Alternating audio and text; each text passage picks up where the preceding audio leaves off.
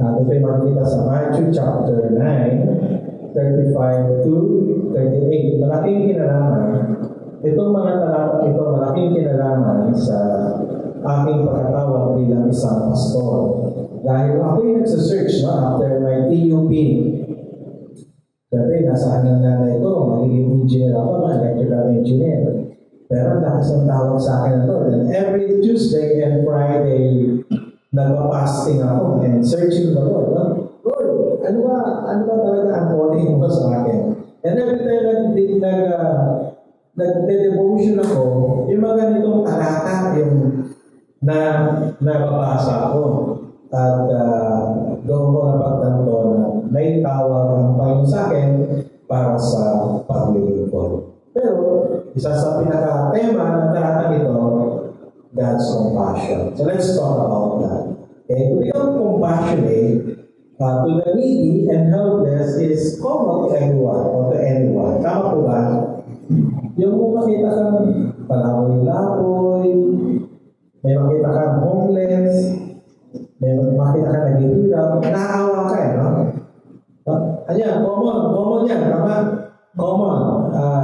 Siguro, pag hindi mo naramdaman yun, ano ka ba po? Wala kang pakiramdam. Manhid ka. Okay? Manhid ka kapag wala kang gano'n. Bakit? Because God created us in His image. And what is His image? He is what? A compassionate God. Amen? We are bearer of His image. And our God is a compassionate God. And the Lord Jesus Christ, the King, yung Hari, He reigns with compassionate heart.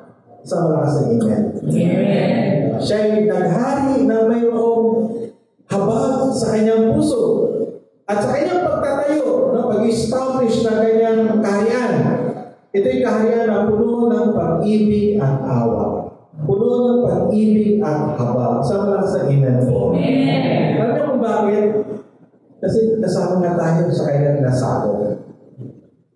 Kasama tayo sa kanyang nakubog. No? Si Father Sunny kanina, di ba? Puso niya puno ng galit. Diba? Puso niya walang pakialam. Diba? Pero nakubog. Sabi niya, maglalaban. Yung Korean pa yun, nanalo. No? Naghari ang Diyos sa kanya. Napasama siya sa kanyang puno ng pag-ibig at habag. Diba? So let's read Matthew 9:35 to 38. Let's read together. Niligo ni Jesus ang lahat ng mga lungsod at mga nayon at nagtuturo sa mga sinagoga ng mga Hudyo at ipinapahayag ang magandang balita ng kaharian. Pinagagaling niya ang lahat ng uri ng sakit at karamdaman. Nang kanyang makita ang napakaraming tao, nahabag siya sa kanila. Sapagkat sila'y nababalisa at nakakaawa, nagaya ng mga tupang walang pastor. Sinabi niya sa kanyang mga alagad, napakarami ng aanihin, subalit kakaunti ang mga nagagawa. Alam niya, tumimo sa akin ang talatang iyan, kaya ako ng pastor. Napakaraming trabaho. Pero, nakaunti ang nagawa, kaunti ang pastor. At nag-usap na kami ng pastor sa amin. Yung iba pang pastor, tama. Ayaw mayo. Kontento na sa kanilang kalagayan, ayaw mag-misyon. Diba? Kakaunti na, ayaw iba pa, ayaw pa humayo. Kaya yun, tumatak sa akin yan, sabi ko, kakaunti na, kailangan ng hahayo. Verse 8, sabay-sabay. Kaya, idalangin mo sa Panginoon ng animin na magsuko siya ng mga manggagawa sa kanyang aanin. Itong passage ito, this Bible passage shows that Jesus the King, did not just empathize. Hindi niya lang sabi, nakakaawa naman, nakakahabag naman. Hindi lang gano'n, He did not just empathize with the suffering of the people, but listen, Jesus has active compassion for them. Not just sadness, feeling of sadness ng kahirapan ng iba. He has the active compassion. Ano ba yung active compassion yan? Means that he intentionally alleviate, no? Binawasan, no? Iniligtas sa paghihirap ang mga tao sa pamamagitan ng kanyang mercy works, sa pamamagitan ng kanyang pagtulong. Hindi siya taga-tanawan. Hello? Hindi siya taga-tanawan. So, tanongin ka pa rin, taga-tanawan ka ba? Minsan we're used, no? We're used to just seeing people in their suffering. Hello? Sanay lang tayo makita yung mga tao naghihirap. Pero wala tayong ginagawa. Hindi po ba? Si John and I, lagi kami nag-uusap. Sabi ko sa kanya, alam mo, na-appreciate ko na rin yung trabaho natin dito sa seminary na sa Evangelical Theological Seminary. Kasi marami dito mga kabataan na pumasok, walang pamilya dito, o walang pamilya, tumira sa atin, inampun natin, pero kahit hindi kami din yung reward natin. Marami inampun Nakagraduate, economically established na buhay ngayon. Sabi ko, malaki na accomplishment yan. Di po ba? Minsan naawa lang tayo, pero wala tayong ginagawa. Di po ba? Kung masakot na lubugan ng karuban. Naawa ka lang, pero wala kang ginagawa. Pero sa Jesus hindi. He has active compassion. Kaya awa, may gawa. Hindi lang awa. May awa siya, may gawa. Tingnan natin, verse 35, sabay-sabay. Nilipot ni Jesus ang lahat ng mga lungsod at mga nayon at nagtuturo sa mga sinagoga ng mga Hudyo at ipinapahayag ang magandang balita ng kaharian. Pinagagaling niya ang lahat ng uri ng sakit at karamdaman. Di po ba? Hindi lang siya nangangaral. Hello? Hindi lang siya nangangaral. Ginagawa niya ang kanyang pangalan. Amen? Hindi niya lang sinasabi ang pag-ibig. Maraming ganun, di ba? Maraming ganun. Gas-gas na yung I love you. Gas-gas na yung salitang I love you. Maganda yung I love you. Nararamdaman. Kung may kapatigan na asawa, parang tapos. Salamat na sa kadalo. Pinaparamdam. Di po ba? Si Jesus, sabi niya, magandang balita, pero nagpapagaling. Verse 5 says, siya ay nagtuturo at nagpapahayag ng magandang balita ng pag-ibig at habag ng Diyos. Ipinaparinig niya ang pag-ibig at habag ng Diyos. Kailangan nyo, we need to share the gospel. Amen po ba? Diba? We need to share the gospel. We need to preach. Kaya na may mga kaloob, no? Pastor Birding, may kaloob ng pangaral. I need to preach the gospel. I need to preach the good news of God's love and God's mercy. No? Pero, sabi rin doon sa verse 5, pinagagaling niya ang lahat ng uri ng sakit at karamdaman. Ipinapadama niya ang pag-ibig at habag ng Diyos. Hindi lang pinaparinig, pinaparamdam din. Mga kapatid, ang seed of hope, ang ebanghelyo niya buo, hindi kalahati. Hello? Ang ating good news buo, whole gospel, not half gospel. Bakit half gospel? Pinaparinig lang. Bakit whole gospel? Pinaparinig at ipinaparanas. Sa wala sa niya. Si Jesus, whole gospel. Pinaparinig at pinaparanas. Kaya nga, bilang active, compassionate sa mga taong naghihirap, si Jesus ay parehas na nagpapahayag at nagpapadama ng pag-ibig at habag ng Diyos sa mga tao. Hindi lang sinasabi. No? Ginagawa niya rin. How did the author of Matthew describe Jesus as the king, or as active compassionate? No? Jesus the king as active compassionate. Paano? Tapos alam mo, sa maraming bansa na mayroong hari, Alam niyo, sana itong October, kung tinulong ng Lord, yung schedule ni Brother Ron, pumunta sa atin ng Bangkok at Cambodia. Parang sa monarchy yan, no? Tapos may hari ang mga yan. Ang Thailand may hari, ang Bangkok may hari. Pero alam niyo, ang kultura niya, di ba? Hindi yung hari naglilingkod sa tao. Yung tao naglilingkod sa hari. So, minsan, punta ako sa Bangkok, umupo lang ako, may kumapit sa akin, Tay, sir. Pagka umupo nakatalingkod sa hari, sa picture ng hari, dapat pag umupo ka, nakaharap ka doon. Pinaalalahan ng gano'n. Kasi sa kanila, ang hari, pinaglilingkuran. Alam niyo ang bilhin niya sa atin? Sa hari ng Diyos. The king is the one who serves people with love and compassion. Amen? Yung ating Haring Jesus, hindi siya ang pinaglilingkuran, siya ang unang naglingkod sa atin. At sabi ko, sa kanyang paglilingkod, ibigay niya pa ang kanyang buhay. Even his life. What kind of service is that? Diba? Yung buhay niya binigay niya sa atin. Hindi niya pinagkain. He died on the cross. Namatay siya para sa atin. Para sa bawat isa sa atin. What kind of a king? Ano klaseng hari ito? Pero he is our king. Siya yung hari na puno ng awa. Puno ng awa. Salamat na naranasan natin.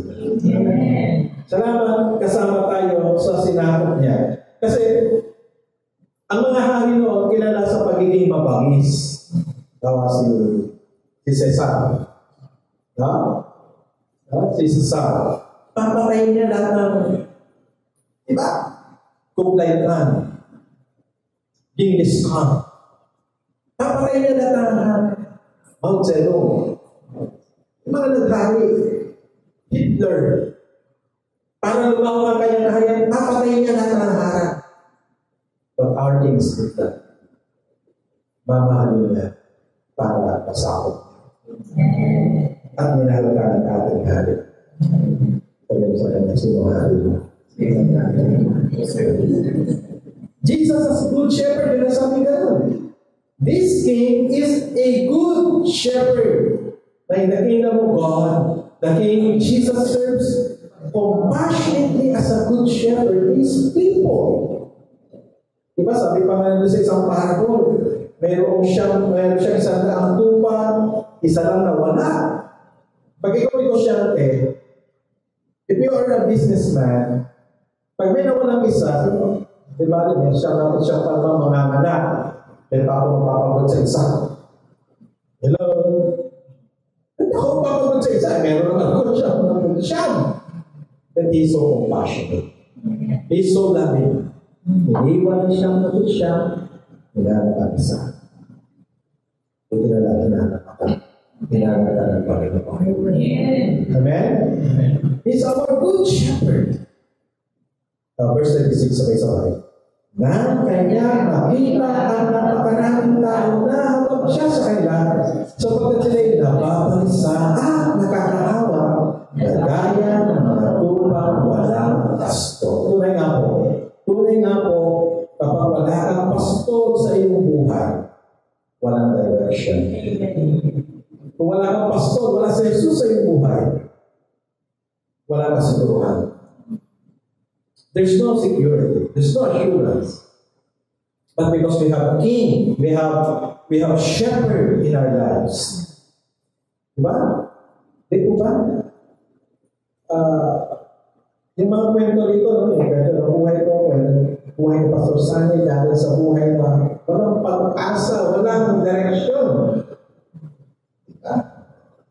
Grade 5 ako, nagmamarihuana, nagtatanong ng sarili, marihuana. Kuya ng Panginoon. Nagawin ako ng mabuting pastor. Jesus the King wants to be the shepherd of these people who are like sheep without a shepherd. Gusto niya. Imagine what will happen to the flock of sheep with no shepherd. Paano kung yung mga tupa walang shepherd, walang direction? No? Sheep are nearsighted. Ang nakikita lang ng ship, ito lang eh. So, kaya nga yung ship, ay ba yung ship? Ito lang nakikita niya, kain ng kain yan. Kain ng kain. Hindi niya alam, bakit na pala? Bakit na pala? Okay, minsan, na ginagawa ng ship, kain. Tapos napunta na siya sa bako. Lagay niya lang ang bukas. Isusuksok niya yung sarili niya ron. Kaya pinapagawang nga yun eh. Nandun pa sa bumiso sa pinaka-mahina ang ulong hayop. Isusuksok niya yung ulo niya ron. Wala siyang pakialam. Kung walang shepherd. Di ko ba yun? Mahalaga ni shepherd.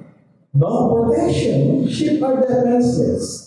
Totoo yun na kapag ang sheep pinakatay, lumuluha lang. Ang kaso, kapag tinatay, kakatinte. Ang manok, di ba? Kukain ka.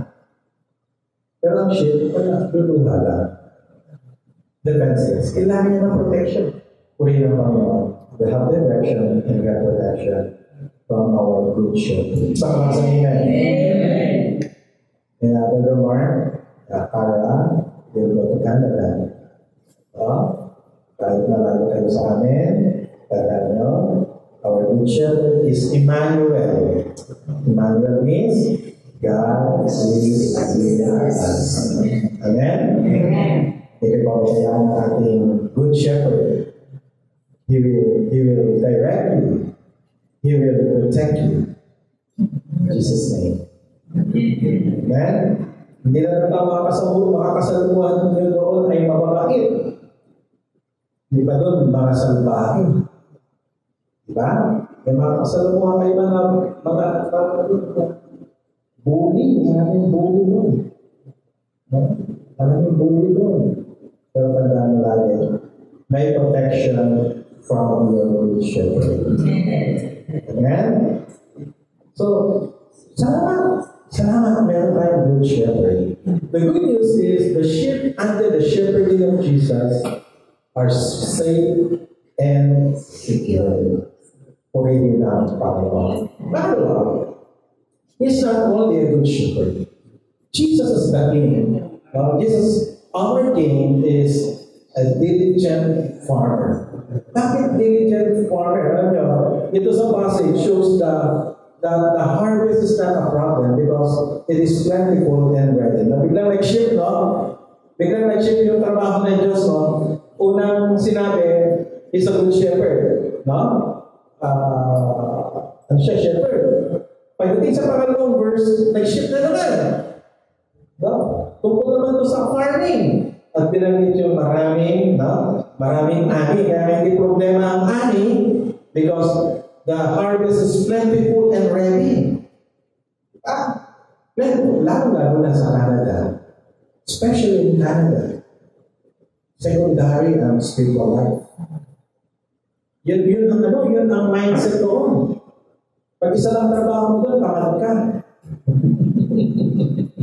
Isa lang trabaho mo, tamad ka. At least dalawa. Okay yan. Dalawa okay yan. Pagkatapos, masipag ka na talaga. Doon ang trabaho, work. Puro work. Ang tulog mo ang kailan. Puro work. Pero pakatandaan natin, hindi pwede ipalit ang word sa Diyos. Maraming anihin doon, dalawa ng tao. Wala na panahon sa Diyos. Puro trabaho. Kaya, ang dapat gawin, magpadala na maraming mag-aanin doon. Yan ang prayer ko. Kahit 5 churches, City of Hope churches in Canada. Pero yun, maraming tao doon na kailangan ng spiritual enlightenment. Maraming tao doon na kailangan ng mabuting balita. Di ba? Si Joy and I, maraming kailangan doon na talagang ang purpose na in going there is to be part of mission. Pero nakakakita rin sila ng kultura na trabaho dahil kailangan kumita ng pera. At malungkot yun. It's a sad story. Pero See the hope? Kung nakaroon, be a salt and light. Maging asin at ilaw. No? Dapat meron tayong counterculture living in Canada. No? Counterculture. No? Yan ang kultura. Kailangan magbago. Ipakita na buhay pa rin ang Matthew 6:33. Seek ye first the kingdom of God and His righteousness, and all these things shall be added unto you. Totoo pa rin yun. Hanggang ngayon.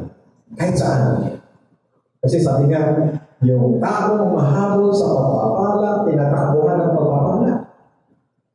Mga taong hinahabol ng blessing, nawawala lang ng blessing. Pero ang taong hinahabol ng Diyos, hinahabol ng pagpapala. Sa mga sa pagpapala sa Panginoon. Understand mo? Habol ng pagpapala, lalong mawawala. Habulin mo ang Diyos, kusa na, Lord. Kasi yung pagpapala niya, secondary. What is the most important? God. Amen? Diyos ang unang mahalaga. Sa maraming karanasan ko bilang pastor, natanda ako nagpapastor. 36 years. Matanda ko sa dati. 36 years na nagpapastor. Di na bata si Pastor Ferdy. At totoo yung principle na yun. Yung mga naghabol sa pagpapala, nawala yung pagpapala. Naghabol sa Diyos, lalo pa pinay-born sa kailangan. Amen? So, he's a diligent farmer. This passage proves that people who are suffering are most likely receptive to the gospel and are ready to be harvested. No? Yung mga nangangailangan, meron yung halimbawa, yung mga may sakit, lalo ng sentos ng sakit, nagiging maka-Diyos yan eh. Tama ba? Tama ba? Yes. Tama ba o may tama ka? Tama ba? Tama. Di ba ang taong nagkikapos? Meron din mabuting dulot sa ating paghihirap eh. Hinahanap natin yung problems. Di ba ang taong problema? At hindi masolusyonan natin o ng ating kapwa? Kailangan to God. Hello? At ito yung nakita ni Jesus, mga tao, naghihirap, sigurado naghahanap ko sa Diyos. They're ready to be harvested. They're handa na para anihin. The people who suffer usually seek for God's help and answer. Verse 37, let's read it together. Sinabi niya sa kanya mga alagad, napakarami na kaanihin, subalit kakaunti ang mga manggagawa. Napakarami naghihirap. Napakarami ready na to be harvest. Napakaraming naghahanap sa Diyos. Kaya verse 28, anong gagawin natin? Let's read together. Kaya ilalangin ninyo sa Panginoon ang anihin na magsugod siya ng mga magagawa sa kanyang anihin. Sabi natin sa katabi natin, kasama ka naman. Amen? Buto ba? Kasama ka sa tinatawag ng Diyos para humayo at mag-ani. Indeed, one of God's missions here on earth is to gather the harvest because many are ready to be harvested. In gathering the harvest, Jesus encouraged and commanded His disciples to pray, manalangin, for more workers to be sent in the mission field to work as gatherers. Marami pang aanihin sa Canada. Marami pang aanihin sa GMA. Marami pang aanihin sa Marikina. Amen po ba? Marami pang aanihin sa Concepcion. Marami pa. Jesus mentioned it because pag dinisregard natin yung plentiful harvest, sabi nga natin, mga ibon na tutupak dyan,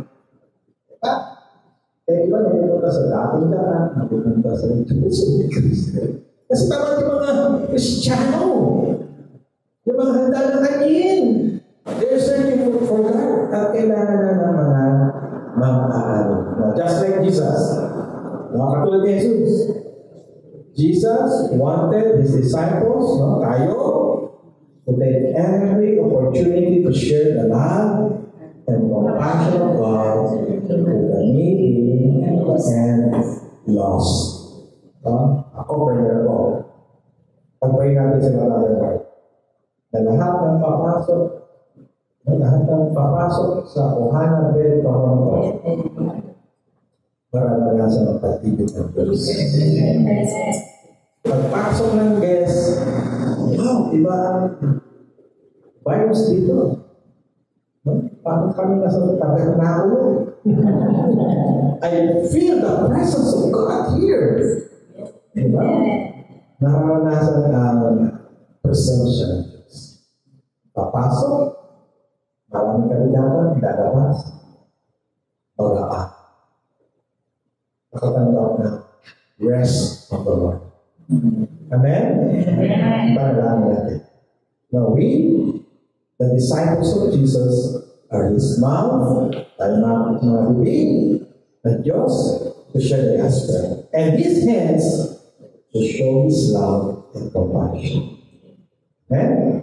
Tayo mga bibig, tayo mga kamay ng Diyos. Amen? Amen.